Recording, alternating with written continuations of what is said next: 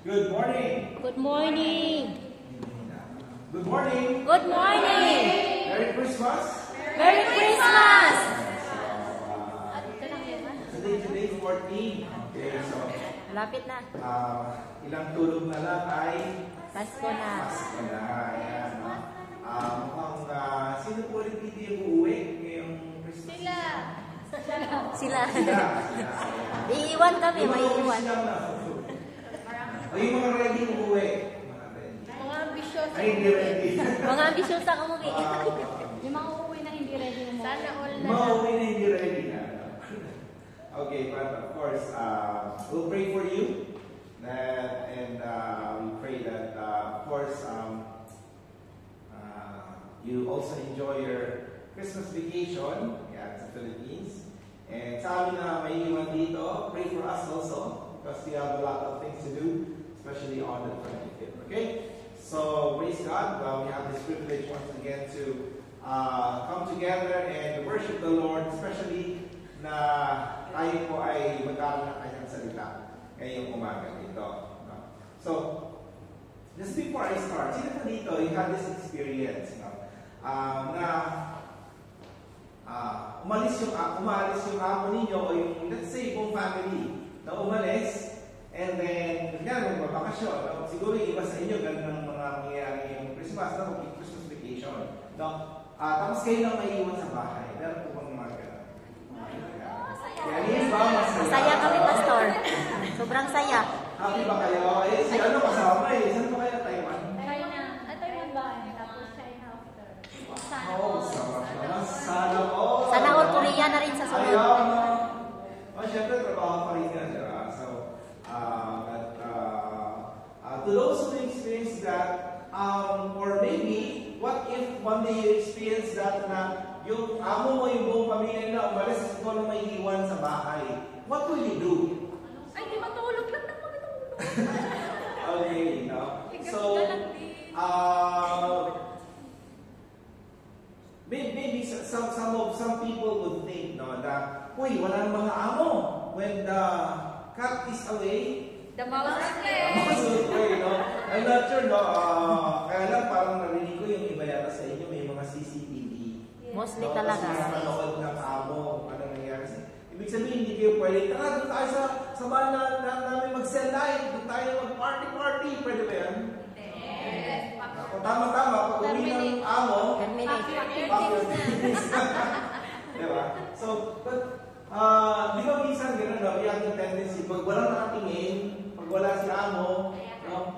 Hayahay, no? But, what if one day, hindi ka aalis yung amo, and then, or maybe yung everyday na aalis yung amo, tapos, ikaw naman biglang naisip ka, uy, pagkakataon na to, and then biglang bumalik. Tapos nadagdag ka na. Wow. So sometimes no, we experience that.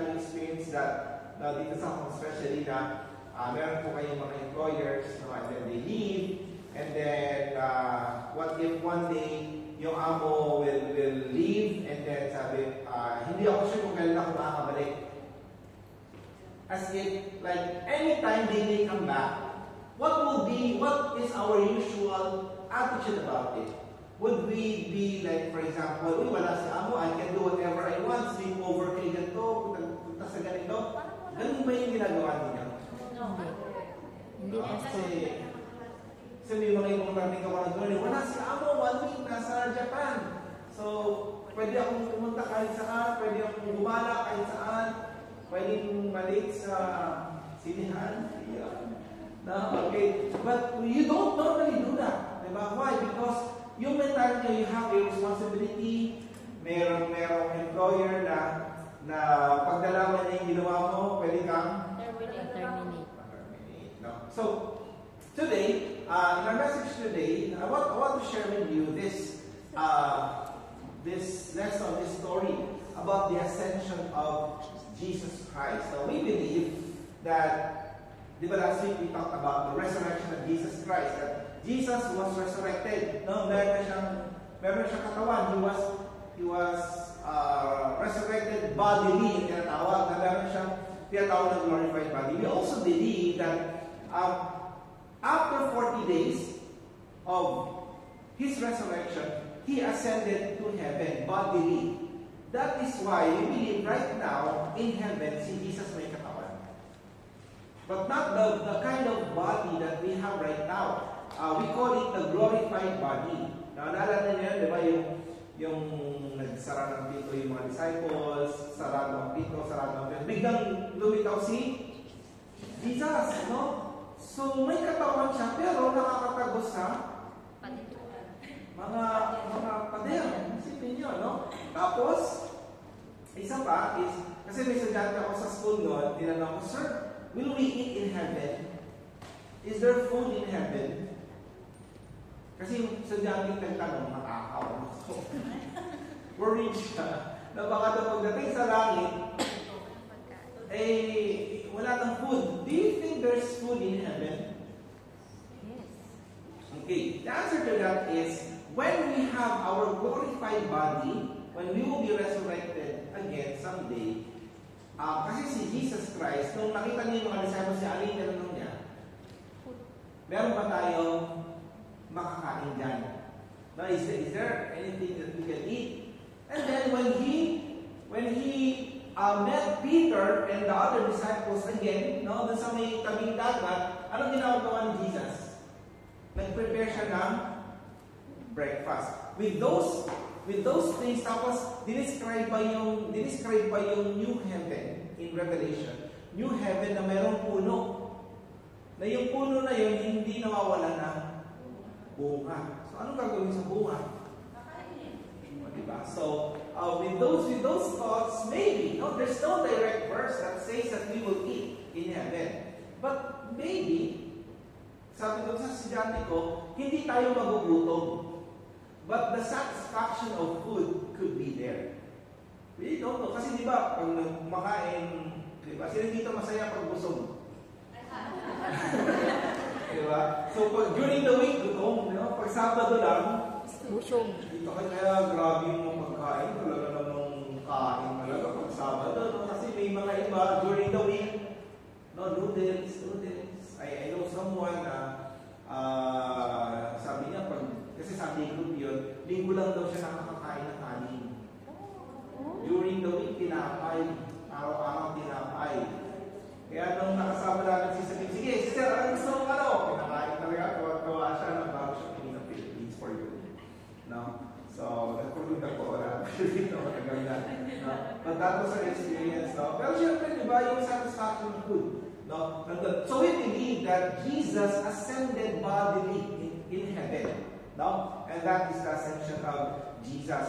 And the ascension of Jesus was recorded in two locations in the Bible, one in Luke and one in Acts. But this morning, for the sake of our study, especially this year, our topic, no, our theme natin is, of course, still about discipleship and following Jesus and knowing about how He lives, so that tayo din, as His disciples, we will learn how to live. So, but I want to point your attention to two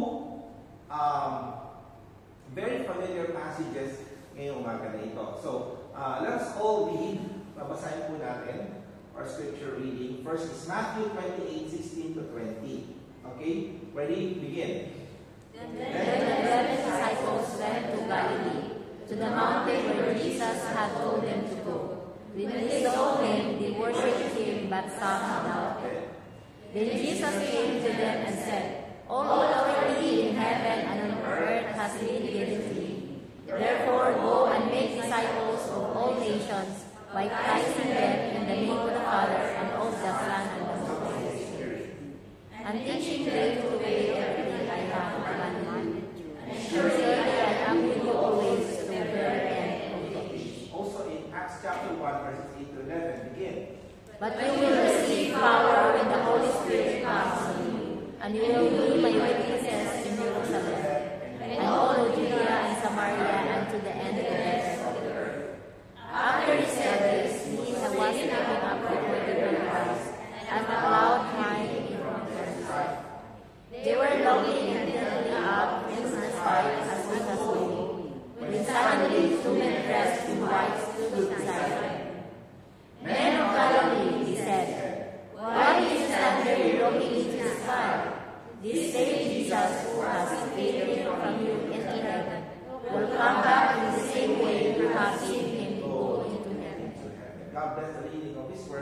Now, with the story of the ascension of Jesus, no, just like my example, the beginning of the message, no, Jesus left us something, no, before He left Earth permanently.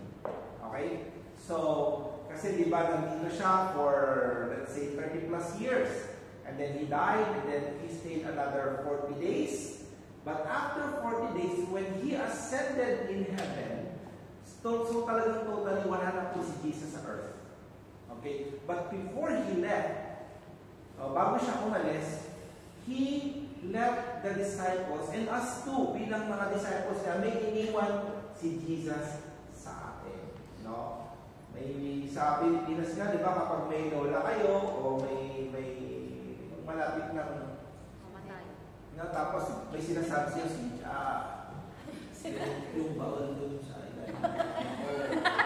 Yung marinong lang. Ito yung combination ng Siyempre, ikaw naman, teka lang, di ba? Parang, siyempre yung mga mahal, tapos yung si Aling Nena, may utang sa akin yun.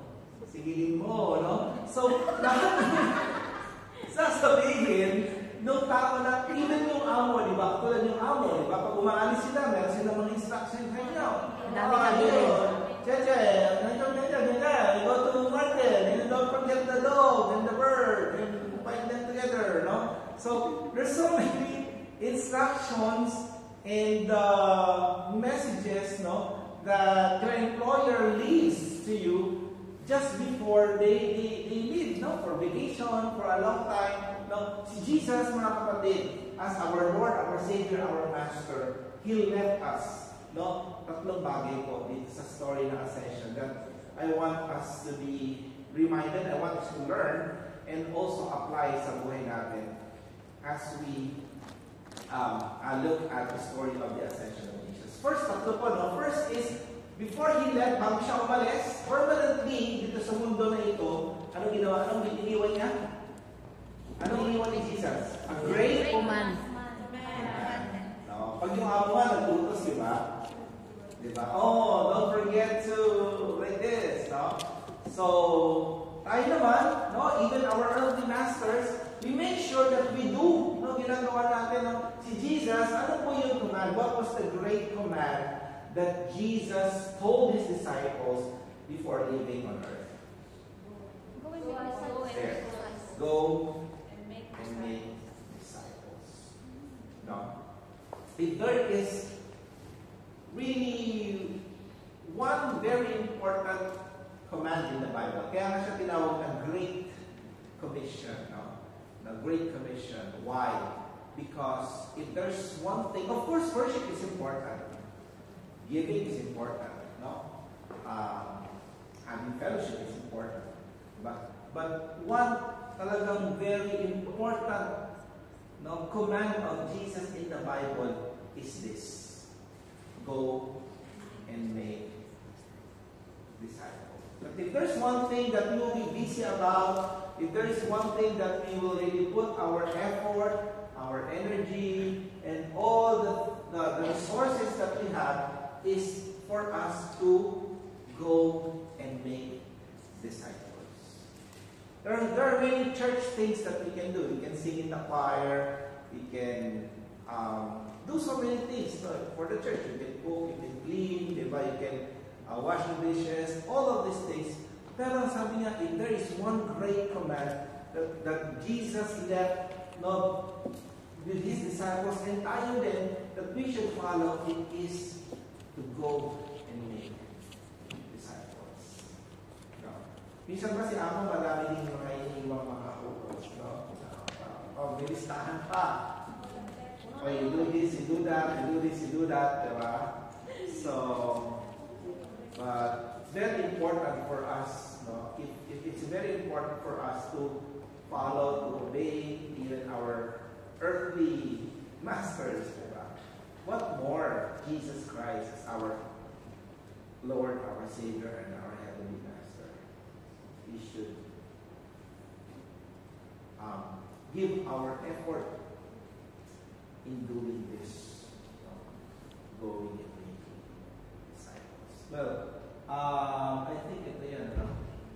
Chinese yung sulat eh. Pero, yan din yun. That's how important, no? That they have to put up a big tarpaulin. No? Para, nababasa niyo po? 1920. Hindi ko nababasa. Para po kayo, no? So, Matthew. therefore, go and make us. Okay, alam ko na. So, medyo nakaka-recognize ng konting letters, pero ang ibig sabihin yan is go and make disciples. Go ye therefore and teach Yun. all nations, Yun. Go ye therefore. baptizing them. Yan, magaling ah. Galing magbasa ng singara. Sa Chinese mo yan. Ito lang alam ko dyan. Momun. We, us. So, di ba mo? Okay. So, tayo daw, bilang manamang patay, sabi ni Jesus bago siya umalis, ang instruction niya is to go and make disciples. Through the years, there is this one parang motto, no? Parang hindi na ba yung motto na each one, reach one? Diba? So, I will be making an announcement later, pero ngayong December 25, we have a Christmas concert, no? Sa hapon. And I would like to challenge each one to at least bring one. Kahit isa lang. No? Kung dalawa, di okay. Kung tatlo, di. Sa hapon po, sa hapon. Huwag sa tanghali. Ayos din ko mamaya kung pala sa tanghali. Pero kung meron talaga yung isang imbitahan sa tanghali, yun, mamaya usap tayo. Okay, but why? Because yung concert po natin, we will also share the gospel there. You will let other people know about Jesus and give them an opportunity to respond to the gospel of Jesus. Yung iba sa atin dito, meron ng training ng WWL. No? At least you know somehow. Yung mga estudyante natin na bago, nakapag-OJT na ba kayo? Last week, how was it? No? Ando na ba yung pag-share ng gospel, mga students? Double kayo, last year class, kasi hindi siya niya. Wala. Diba? Why? Kasi yun yung first step. The first step of making disciples is evangelism. No? How can we make them disciples if we will not share the gospel to them? So that's why this year, 2024, diba, nagkaroon tayo ng emphasis on evangelism. No, that's why look at us now. No? It's really a great blessing na ang Sabado ay dumadami po. No? So, amen? Amen. So, last time sa debate, kausap ko na before asya lang tayo dun sa taas, sa third floor, music room.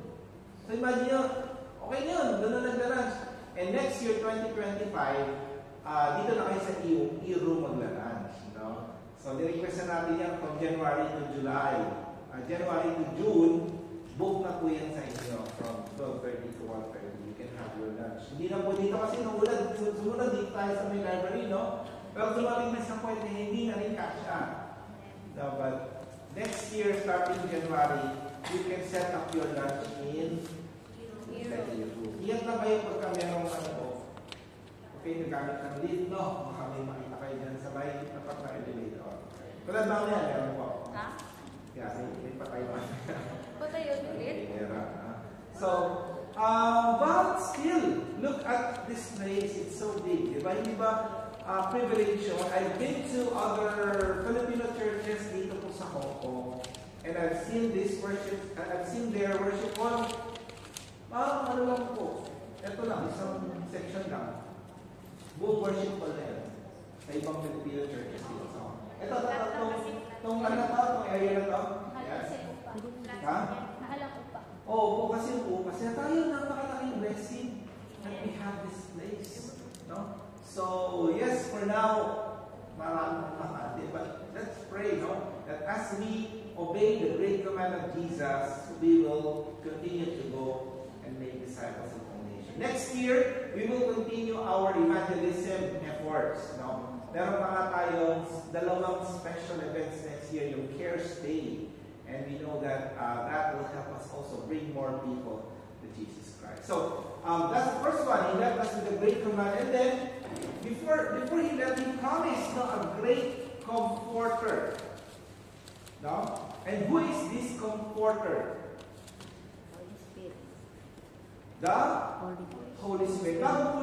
Bago siya mamatay, mga kapatid, bago siya ipako sa krus, he promised that, I will leave this place, but there will be another comforter. No? Actually, yung English Bible, nahihirapan silang i-translate yung verse na yun. No?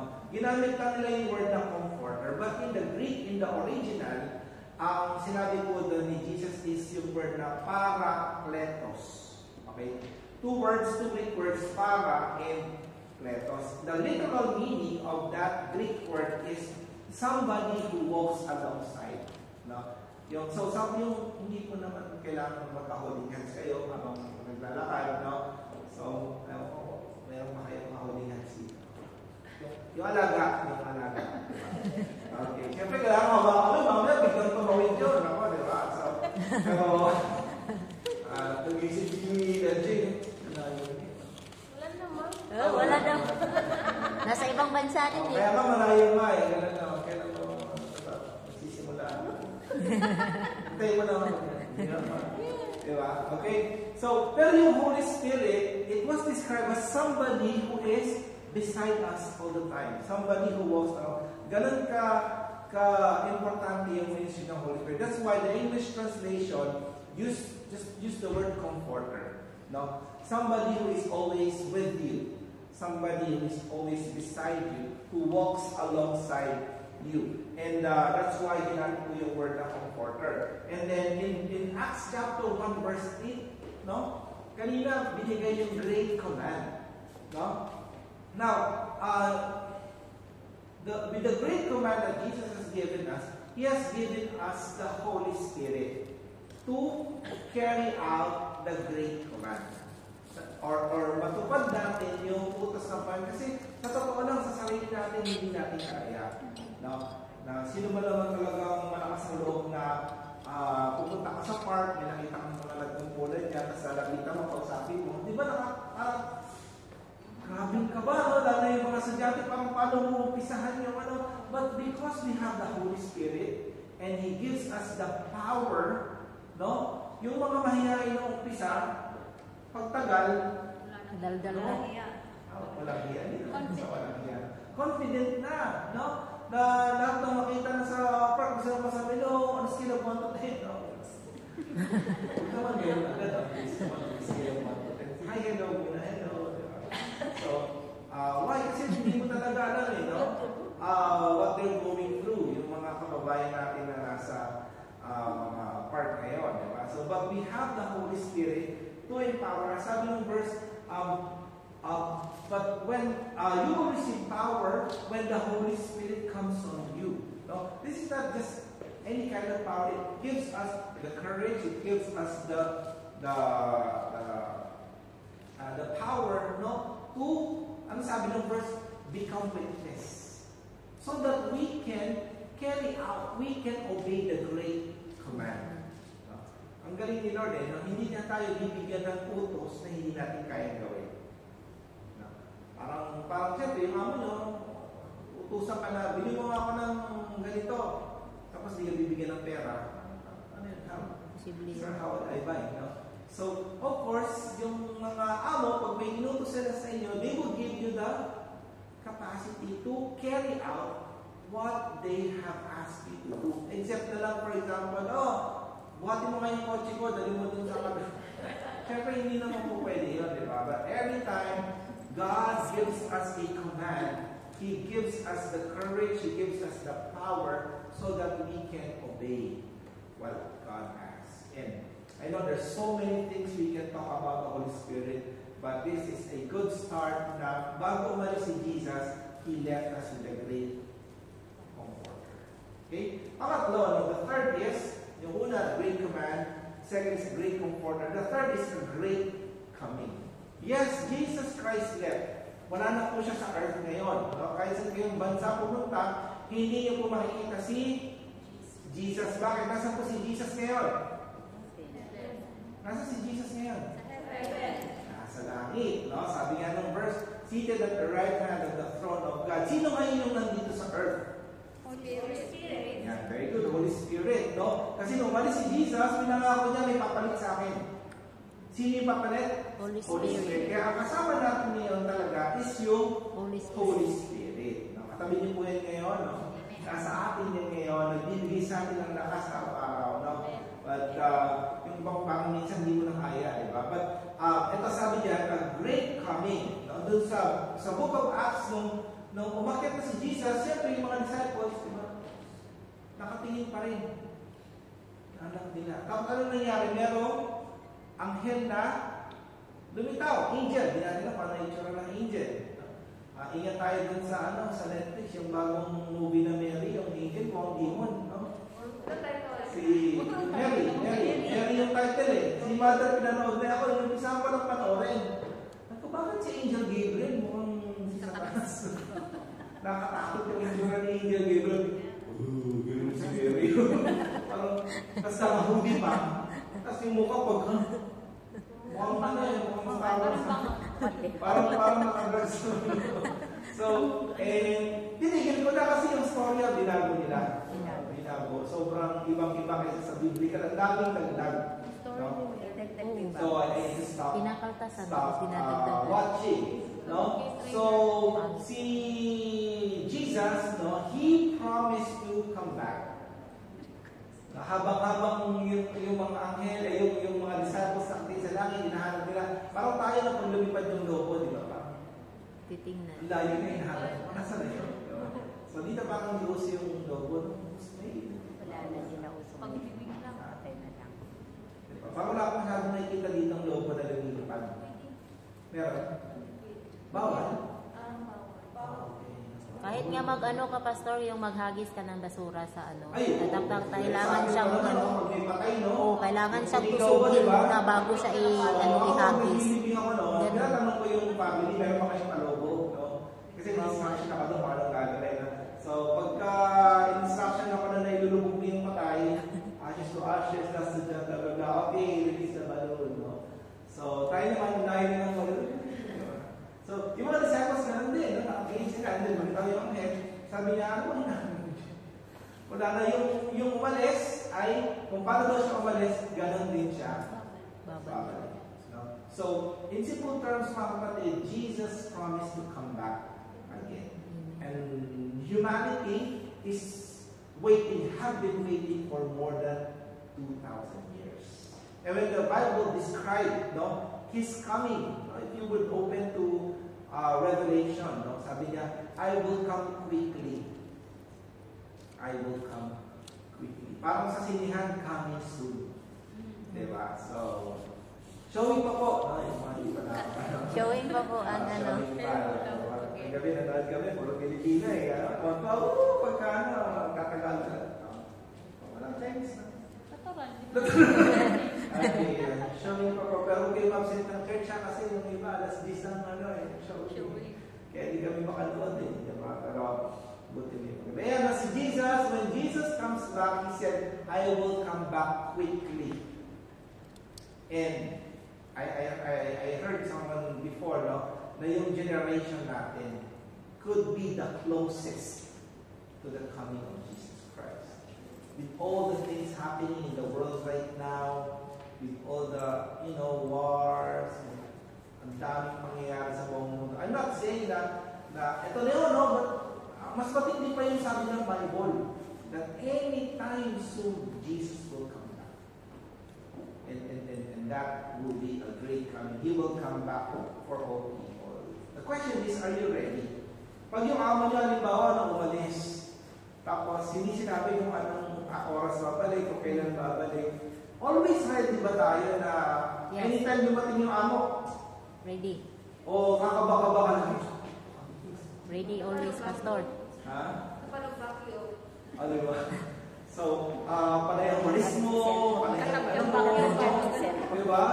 So, baka mamaya, wala lang si amo, TikTok ka ng TikTok, video ng video, diba? Bakit siya ng pasyal, pagdating na ako, where is my? Tapos nakita ang dumi, diba? even in your job, you have that thinking na anytime bumalik si amo, dapat magdaktan niya na maayos yung bahay. Ready ka lagi. Diba? Malinis. How about in our Christian life? No? Anytime ba na dumating si Jesus Christ, ang goal natin maayos yung buhay natin? Amen. Ang gusto natin na datnan tayo ni Jesus, magulo yung buhay natin. Hindi natin kasi alam kung kailan mabalik si Jesus. Anytime we will come back. And we have that mentality, no? That when my employer comes, I want everything to be okay. I want the kitchen to be clean. Siyempre, para may Pasko, mali mo, makapunta ka ng red packet, di ba? So, kaya sa Chinese New Year, magkalaki yung buong sweldo, yun ang naisip mo. Di ba? Pero, pagdating naman ako, what's that smell? No? Diba? So, I hope, mga kapatid, if we have that mentality to please our earthly masters when they leave, and anytime they will come back, I hope that ganon din tayo our attitude natin when it comes to our Lord and Savior Jesus Christ. That anytime He is coming back, we don't know when, but He promised that He will come back anytime soon. At anong gusto natin na datnan tayo ni Jesus? Nasa part Make disciples. na yun nag-make disciples. Akala ko sa nasa part na Hindi, wala na. sige, okay lang yan. Di ba? Or kung yun yung dating buhay natin, Yes. ang sarap kung tayo ay binago na. Amen? Tapos yung isip natin na gusto natin, pag bumalik si Jesus anytime, He will find me faithful. Diba? He will find me serving Him. He will find me that my life is doing great for Him. So, hindi yung buhay natin magulo. Diba? Pag dumating si Jesus. So that's the simple lesson I want to share with you about the ascension of Jesus, that He left us with a great command. He left us with a great comforter, the Holy Spirit. Okay. He left us with a great command, go and make disciples. He left us with a great comforter, the Holy Spirit. And He left us with a great coming, meaning He promised that He will come back anytime soon. We may not be able to finish this year. Hindi natin alam kung magkakaboyfriend ka pa. Ay, okay. Okay, diba? So, but Jesus Christ is coming back. And I hope that will encourage us that as we walk in discipleship, in following Jesus Christ, we have that sense of urgency, to obey Him and to follow our Master. Let us pray. Father, we thank You for Your word that you have challenged us once again this morning. We pray, Father, that You would help us, Lord, with the lesson of the ascension of Your Son, Jesus Christ. Promise that He's coming back. Lord, help us to obey Your command. Help us to go and make disciples. Help us to always rely on You to the Holy Spirit, O God. And always be excited, Lord, to Your coming, because this is what You promised to us. Thank You, Father, for Your word. And You bless these truths in our hearts so that You will help us to apply them in our lives every day. In Jesus' name we pray. Amen. Thank You.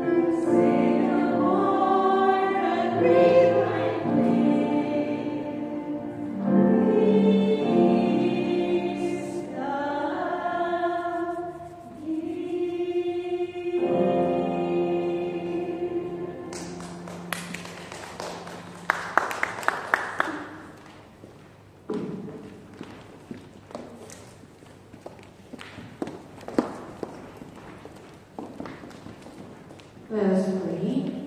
Lord, thank you so much for all the blessings, oh God, that you have given to us, oh God. And Lord, we thank you, Lord, for all the things, oh God, that you have done in our lives. Lord, we ask, Lord, to bless this thanks and offering, oh God. Bless the cheerful giver and the faithful giver, oh God. And we pray, Lord, this amount will use to save more souls, oh God. Lord, thank you and bless our employer, Panginoon, na ginagamit mo para daluyan ang pagpapala mo sa amin. Lord, thank you so much. We bring back all the glory and honor in Jesus' name we pray.